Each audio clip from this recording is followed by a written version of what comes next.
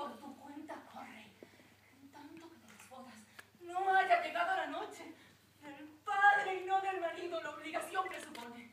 En tanto que no me entregan una joya, aunque la compre, no ha de correr por mi cuenta las guardas de los ladrones.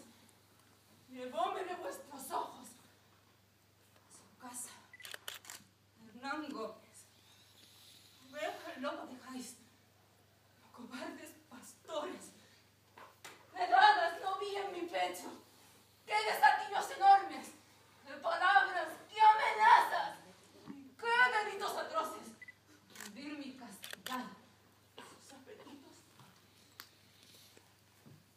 ¡Mis cabellos! ¿No lo dicen? ¿No se ven aquí los golpes que la sangre y las señales? ¿Vosotros sois hombres nobles? ¿Vosotros, padres y deudos? ¿Vosotros? ¿No se os rompen las entrañas de dolor? ¿Fermen tantos dolores?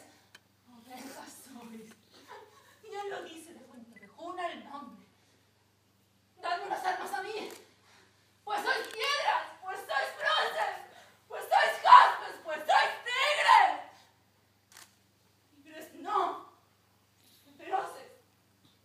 Siguen quien roba a sus hijos, matando a los cazadores antes que entren por el mar, por sus ondas se arrojen. Liebres cobardes no disteis. Bárbaros sois, no españoles.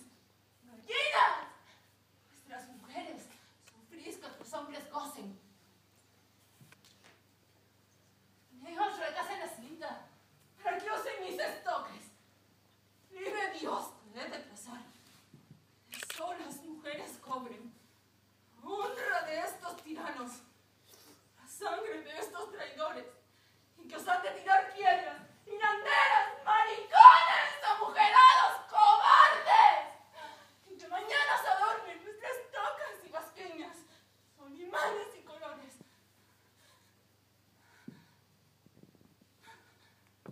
Frondoso quiere ya, sin sentencia,